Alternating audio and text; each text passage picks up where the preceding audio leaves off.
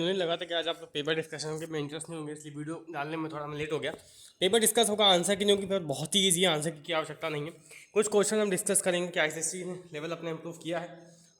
ये देखिए, ये आपका बहुत आसान सा क्वेश्चन है, बस इसमें थोड़ा एप्लीकेशन का टच डाल दिया गया है। क्वेश्चन बहुत आसान है। अगर आपने जेनेटिक वगैरह थोड़ा पढ़ा है, मेंडल्स के लॉस पढ़े हैं, तो उसमें ये बेसिकली था बेसिकली होमोजाइगस हाइड्रोजाइगस शायद आपके सिलेबस में मतलब आगे की स्पीशीज़ के लिए नहीं था। क्वेश्चन काफ़ी ईजी है।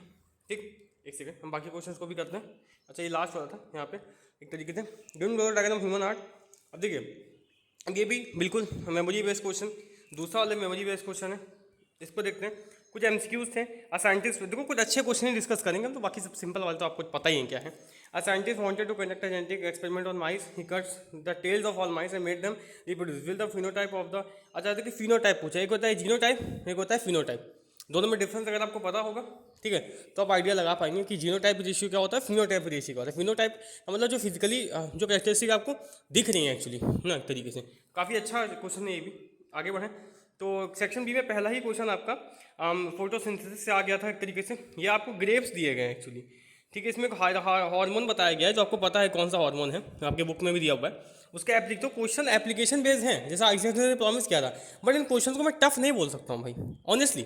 ये पेपर बहुत लोग का 1 घंटे 20 मिनट में हो गया था, मुझे मैसेज आया, बहुत लोग का 1 घंटे 20 मिनट, 1 घंटे 15 मिनट में पेपर हो गया, 2 घंटे का पेपर, 45 मिनट पहले पेपर हो जा रहा है, वो भी है ना।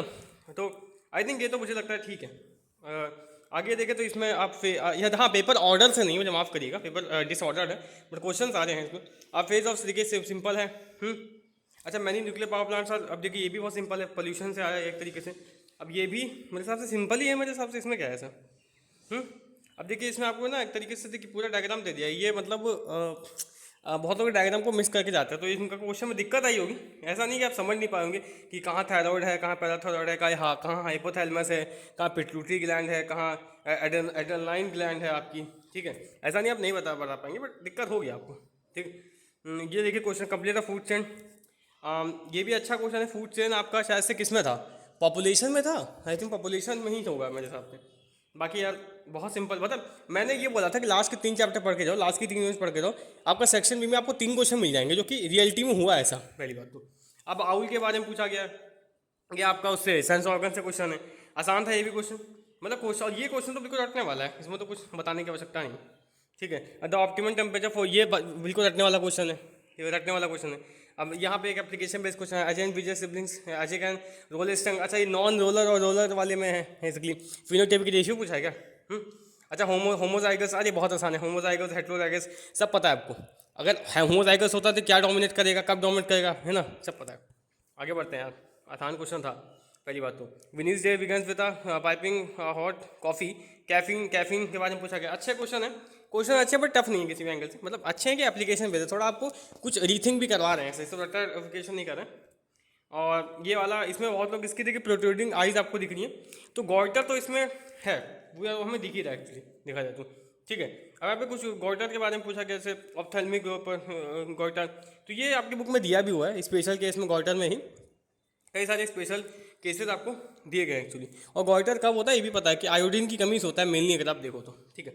हाँ, अब ये भी आसान है। आगे को क्वेश्चन करते हैं, आई थिंक कौन सा क्वेश्चन करें। अब ये क्या है, Rachna is an expert gymnast on the balance beam, vigorously practising Olympics indigenous. अच्छा, ये भी आसानी है मेरे हिसाब से, इसमें तो बैलेंस के भी पूछा गया है। अब यहाँ पे देखिए डायग्राम आपको बनाने को बोला गया था 3 नंबर में। ये देखिए, अब कैटरैक्ट और हेल्दी आई में, ये भी आपकी किताब में दिया गया, हालांकि फोटो नहीं दी गई थी शायद आपकी किताब में कैटरैक्ट और हेल्दी आई में, तो मुझे लगता है ये क्वेश्चन थोड़ा सा टफ मान सकता हूँ मैं, क्योंकि फोटो नहीं दी गई थी। मतलब विजुअल, अब ऑब्वियसली इन जनरल सबको पता होगा, ऐसा नहीं किसी को नहीं पता, बट अगर कोई बुकिश नॉलेज ही फॉलो करता है तो उसके लिए क्वेश्चन नया हो सकता है, पहली बात तो, ठीक है। मतलब क्योंकि शायद फोटो नहीं थी, बट कई कैटरैक्ट के बारे में तो लिखा गया, और पॉपुलेशन से पूरा क्वेश्चन आया, इसमें हल्का सा जेनेटिक मिक्स किया है, हालांकि कोई बात नहीं। अब इसमें हम लोग इस पर आ गए हैं। ये क्वेश्चन तो मुझे तो स्टैटिस्टिक्स का लगा मोस्ट प्रोबेबली, बट चलो ये आपकी पॉपुलेशन में भी दिया हुआ था, ठीक है। तो ओवरऑल पेपर बहुत इजी है, आपका लास्ट पेपर है, बहुत इजी था। तो अब हम लोग डिस्कस कल से ये करेंगे कि जिन लोगों का आईसीएसई बोर्ड अच्छा नहीं गया है, उनको क्या इंप्रूवमेंट एग्जाम देना चाहिए। प्री बोर्ड अगर बहुत ज़्यादा खराब जा चुका तो अब आगे क्या, बेसिकली आईसीएसई खत्म हो गया आपको ऑलमोस्ट। कुछ पेपर शायद से बचे हुए हैं, शायद कमर्शियल एप्लीकेशन का शायद से कोई पेपर बचा हुआ है, और शायद से कोई पेपर बचा भी होगा, बट मोस्टली 28-30 तक सब पेपर खत्म हो जाएंगे। तो कल से हम जो, क्योंकि मेजोरिटी लोग के पेपर आज खत्म हो गया एक्चुअली, ठीक है, कुछ लोग के बचे हैं, तो हम लोग कल से काउंसलिंग की बात करेंगे कि 11th में क्या सब्जेक्ट लेने चाहिए, 11th में क्या बोर्ड लेना चाहिए, उसकी वीडियो बना चुका हूँ मैं, बट सब्जेक्ट क्या लेना चाहिए। अगर कोई मैथ्स ले रहा है तो उसके बाद जो जंप होगी मैथ्स से, अगर आप बस कमेंट सेक्शन में टॉपिक लिख दीजिए कि आपको किस किस चीज़ में कन्फ्यूजन है, सब पे वीडियो आ जाएगी।